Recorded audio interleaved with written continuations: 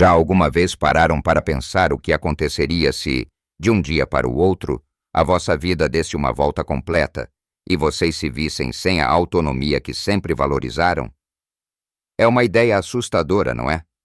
Bem, para mim, aos 77 anos, essa realidade bateu à porta de uma forma que eu nunca imaginei. 2 meses. Foi o tempo que passei num lar de idosos e, devo dizer-vos, foram os 2 meses mais reveladores da minha vida. Eu, que sempre fui tão independente, de repente vi-me a viver num ambiente com rotinas impostas, horários fixos para tudo, e uma sensação de que as minhas escolhas estavam a desaparecer. Foi um choque, um verdadeiro murro no estômago, sentir a liberdade a escorregar por entre os dedos. A minha vida parecia ter parado. Mas sabem uma coisa? É nos momentos mais difíceis que a gente aprende as lições mais preciosas. E foi lá, entre as paredes do lar, que descobri alguns segredos sobre como viver bem, manter a nossa mente afiada, o corpo ativo e o espírito vibrante, independentemente da idade. Percebi que muitas das coisas que pensamos serem normais no envelhecimento não são uma sentença, mas sim resultados de hábitos que podemos mudar. Neste vídeo, vou partilhar convosco as 5 lições mais profundas que esses 2 meses me ensinaram. Lições que me ajudaram a recuperar a minha energia e a minha alegria de viver, e que, tenho a certeza, podem também transformar a vossa própria jornada, ajudando-vos a manter a vossa independência e a viver cada dia com mais propósito. Fiquem até o final, porque tenho algo que vos vai surpreender e que pode mudar completamente a vossa perspectiva sobre o envelhecimento. Então, vamos começar com a primeira grande lição que o lar de idosos me ensinou, algo que para muitos pode parecer óbvio, mas que só entendi a fundo quando o perdi. A importância vital de nos mantermos em movimento. Imaginem só, estar num sítio onde a rotina é previsível, onde as atividades são muitas vezes passivas e onde a tentação de ficar sentado na poltrona é enorme. Eu via pessoas a definharem, a perderem a força nas pernas e a agilidade nos dedos, simplesmente porque paravam de se mexer. E não estou a falar de correr maratonas, nem de ir ao ginásio todos os dias. Estou a falar de coisas simples, de pequenos gestos que fazem uma diferença gigantesca. A primeira coisa que aprendi foi que cada passo conta. Lá no lar, a minha capacidade de caminhar diminuiu rapidamente. Eu dependia de um andarilho para distâncias maiores e sentia a minha energia a desvanecer. Foi aí que percebi: se eu não me obrigasse a mexer, ninguém o faria por mim. Comecei por algo tão básico como levantar-me e sentar-me da cadeira 10 vezes seguidas, sem usar as mãos, para fortalecer as pernas. Depois dava pequenos passeios pelo corredor, mesmo que fossem só 5 minutos. Às vezes, as enfermeiras olhavam para mim com um sorriso, mas eu sabia que estava a lutar pela minha independência. Cada pequeno movimento era uma vitória.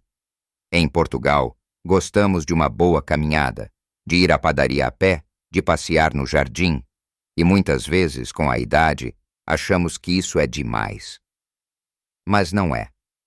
Subir e descer escadas se conseguirem, caminhar até o mercado, fazer os recados a pé, mesmo que seja só a mercearia da esquina.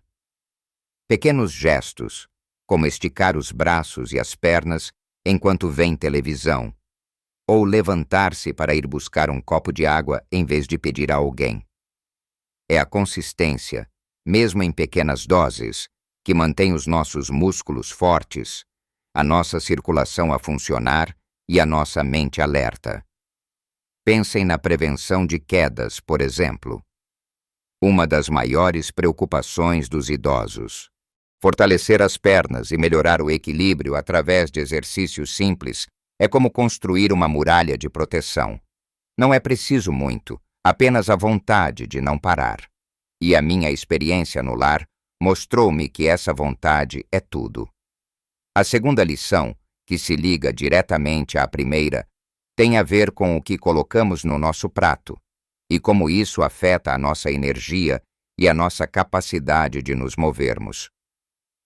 No lar, a comida era, digamos, padronizada. Não havia muitas opções e, por vezes, era rica em sal, açúcar e gorduras que não nos faziam bem. Mas mesmo assim, aprendi a fazer escolhas dentro das limitações. Comecei a pedir mais legumes, a evitar molhos pesados e a beber mais água. Eu via colegas que se queixavam de cansaço constante, inchaço e problemas de digestão, e muitas vezes percebia que a alimentação era um fator-chave. Descobri que a comida é o nosso combustível, e se o combustível é de má qualidade, o motor não funciona bem. Em Portugal, temos uma gastronomia maravilhosa, mas também temos uma tendência para pratos mais elaborados, com mais gordura e mais sal, especialmente quando cozinhamos para a família e para os amigos. E isso é bom para a alma, claro, mas precisamos de encontrar um equilíbrio. O que aprendi foi a valorizar os alimentos simples e frescos. Por exemplo, em vez de um pão branco, optar por pão integral, que nos dá mais energia e ajuda o intestino. Comer uma peça de fruta como sobremesa em vez de um doce mais pesado. Preferir peixe grelhado ou cozido em vez de frito. Abusar das sopas, que são uma tradição portuguesa e uma forma excelente de ingerir legumes e hidratação. E, muito importante, a água. No lar, muitas pessoas esqueciam-se de beber água, e a desidratação é um problema sério que afeta a energia, a clareza mental e a digestão. Comecei a ter uma garrafa de água sempre comigo e a beber aos poucos durante o dia. Não subestimem o poder de uma boa hidratação e de uma alimentação equilibrada, mesmo que não seja perfeita. Não se trata de seguir uma dieta rigorosa, mas de fazer pequenas substituições inteligentes. Trocar um sumo de fruta açucarado por um sumo natural, ou mesmo apenas água. Adicionar mais verduras ao vosso cozido à portuguesa ou ao vosso arroz de pato. Pequenas mudanças nos nossos hábitos alimentares podem fazer uma diferença tremenda na nossa vitalidade e no nosso bem-estar geral. Manter o corpo ativo e nutrido são os pilares da independência. E agora que já falamos da importância do movimento e da alimentação, vamos mergulhar noutras lições igualmente valiosas que podem mudar a vossa vida. Dando continuidade à nossa conversa, a terceira lição que emergiu desses 2 meses no lar foi a necessidade urgente de mantermos a nossa mente constantemente ativa e curiosa. É tão fácil, com a idade, cair na rotina, fazer sempre as mesmas coisas, ler os mesmos jornais, ver os mesmos programas de televisão. No lar, eu via pessoas que, por falta de estímulo, perdiam a vivacidade no olhar, a capacidade de participar numa conversa, até a memória parecia enfraquecer mais rapidamente. Percebi que o cérebro é como um músculo. Se não o usarmos, ele atrofia. Comecei a procurar maneiras de desafiar a minha mente. Fazia palavras cruzadas e sudokus, mas não era só isso. Lembro-me de pedir à minha família que me trouxesse livros novos, de gêneros que eu normalmente não leria, para me obrigar a pensar de forma diferente. Tentava aprender o nome das enfermeiras e auxiliares, as suas histórias, os seus sotaques, e isso já era um exercício de memória e atenção. Cheguei a pedir para me ensinarem a usar o telemóvel de forma mais avançada, a enviar mensagens com fotos para os meus netos, a fazer videochamadas. Ao princípio parecia um bicho de 7 cabeças, mas a satisfação de aprender algo novo era imensa. Em Portugal, temos uma riqueza cultural e de tradições que podemos aproveitar. Que tal aprender uma nova receita de um prato regional que nunca experimentaram? Ou talvez tentar aprender algumas palavras de uma língua nova. Há tantos museus, exposições, documentários sobre a nossa história, sobre a natureza, que podemos explorar. Jogos de cartas, como a sueca, são excelentes para manter a mente ativa e a interação social. Até discutir as notícias do dia com um amigo, analisando diferentes pontos de vista, é um excelente exercício mental. Não deixem que a curiosidade vos abandone. Façam perguntas, procurem respostas, explorem novos interesses. Manter a mente afiada não é apenas sobre evitar a perda de memória.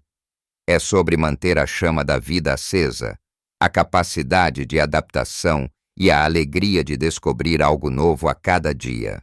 É a nossa capacidade de pensar e de aprender que nos mantém verdadeiramente vivos e jovens por dentro. E a quarta lição, talvez uma das mais comoventes, foi a importância profunda das ligações humanas genuínas. No lar, mesmo estando rodeado de pessoas, a solidão podia ser esmagadora. Havia dias em que me sentia invisível e percebia que muitos dos meus companheiros de lar também se sentiam assim. Lembrei-me de como era fácil isolar-me em casa antes, pensando que não precisava de ninguém. Mas lá, com a minha família e amigos longe na maior parte do tempo, a falta de um abraço sincero, de uma conversa olho no olho, de um riso partilhado, tornava-se palpável. Comecei a esforçar-me para me conectar com os outros. Não só com os funcionários, que são maravilhosos, mas têm muitas tarefas, mas com os outros residentes. Descobri histórias incríveis, vidas cheias de aventuras e desafios. Partilhávamos um café, um momento na sala de estar. Falávamos dos nossos netos, dos nossos tempos de juventude. Mesmo uma pequena interação, um bom dia sincero, um elogio à roupa de alguém, podia iluminar o dia. E quando a minha família e amigos vinham visitar-me, a alegria era indescritível. Percebi que não há tecnologia que substitua o calor de uma mão na nossa, o som de uma voz familiar a contar uma história.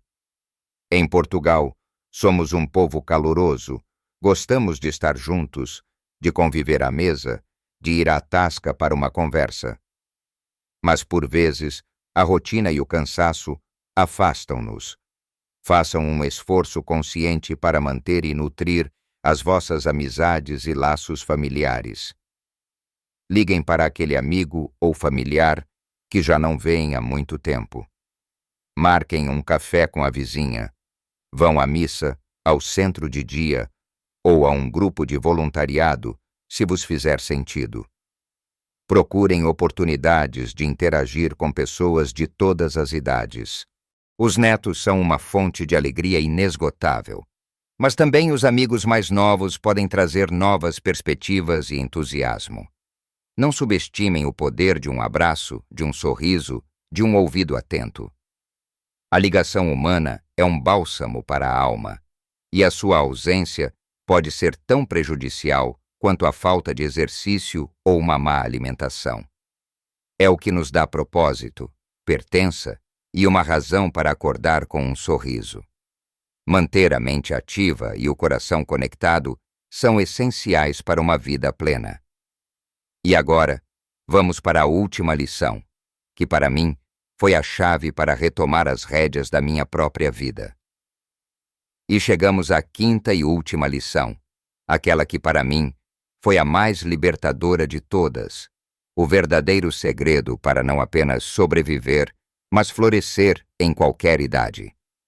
É a arte de abraçar a nossa própria independência e, o mais importante, de aprender a defender-nos a nós próprios. No lar, onde as decisões sobre o meu dia a dia eram muitas vezes tomadas por outros, comecei a sentir-me como uma peça num jogo de xadrez, movida por mãos invisíveis. Mas recusei-me a aceitar esse papel. Percebi que mesmo num ambiente controlado, eu ainda tinha uma voz e que era fundamental usá-la. Comecei a fazer perguntas. Perguntava sobre os horários, sobre as opções de comida, sobre as atividades disponíveis. Se não concordava com algo, expressava a minha opinião de forma educada, mas firme. Se precisava de algo específico, pedia. Não era para ser uma pessoa difícil, mas para ser uma pessoa consciente, uma pessoa que sabia o que queria e o que precisava para o seu bem-estar. Não tinha vergonha de dizer: prefiro caminhar um pouco mais, se não se importam. Ou, gostaria de ler um pouco antes de dormir, se me puderem ajudar com a luz. Pequenos atos de autoafirmação que me devolviam um sentido de controle sobre a minha própria vida. Eu via outros residentes que simplesmente aceitavam tudo, e sentia a tristeza e a resignação nos seus olhos. Aprender a defender-me não foi só bom para mim, foi um exemplo para eles também. Em casa, na nossa vida diária, isso traduz-se em muitas coisas. Significa tomar as nossas próprias decisões, sejam elas grandes ou pequenas. Se não nos sentimos bem com uma recomendação médica, temos o direito de pedir uma segunda opinião ou de fazer perguntas até entendermos completamente. Se a nossa família, com a melhor das intenções, começa a tomar decisões por nós sem nos consultar, temos o direito de expressar o nosso desejo de continuar a ter a palavra final sobre a nossa vida. Significa continuar a gerir as nossas finanças, a planear os nossos dias, a escolher o que vestir, o que comer, o que fazer. Claro que há momentos em que precisamos de ajuda, e é importante saber aceitá-la. Mas há uma grande diferença entre aceitar ajuda e entregar completamente as rédeas da nossa existência a outros. A independência não é apenas física, é mental e emocional. É a capacidade de manter a nossa identidade, a nossa dignidade e o nosso poder de escolha. É a coragem de dizer: eu ainda estou aqui e a minha opinião importa. É vital para a nossa saúde mental, para a nossa autoestima e para a nossa felicidade geral. Não deixem que a idade vos roube a vossa voz ou a vossa capacidade de decisão. Continuem a participar ativamente na vossa vida e na vida da vossa comunidade. A vossa experiência e sabedoria são valiosas. Então, meus amigos, nestes 2 meses intensos, aprendi que viver bem e com propósito na idade adulta não é um mistério, mas sim a aplicação de algumas lições fundamentais. Falamos de nos mantermos ativos, de nutrir o nosso corpo com uma alimentação consciente, de mantermos a nossa mente curiosa e sempre a aprender, de cultivarmos ligações humanas verdadeiras e profundas, e, por fim, de abraçarmos a nossa independência, defendendo as nossas escolhas e a nossa dignidade. Lembrem-se, cada uma destas lições é um passo, não uma corrida. Não é preciso fazer tudo de uma vez. Pequenas mudanças consistentes podem levar a uma transformação enorme na vossa saúde e felicidade. Eu sou a prova viva de que é possível retomar o controle, mesmo depois de uma experiência desafiadora. O mais importante é começar, um dia de cada vez, com carinho por vós próprios e com a certeza de que a vossa vida ainda tem muito para oferecer. Espero que estas palavras vos tenham tocado e vos inspirem. Quero muito saber o que pensam, que lições estas ressoaram mais convosco, ou se já tiveram experiências semelhantes. Partilhem os vossos pensamentos nos comentários abaixo. A vossa perspectiva é muito importante. Se gostaram deste vídeo e acharam útil, por favor, deixem um gosto. É uma forma simples de me apoiar e de me dizer que estou no caminho certo. E se ainda não o fizeram, subscrevam o canal para não perderem os próximos vídeos, onde continuaremos a explorar como viver a nossa melhor vida em todas as idades. A vida é uma jornada contínua de aprendizagem e crescimento. Cada ano que passa é uma nova oportunidade para nos reinventarmos, para cuidarmos de nós e para partilharmos a nossa luz com o mundo. Não permitam que os números ou as expectativas dos outros vos definam. Vivam a vossa melhor vida em todas as idades.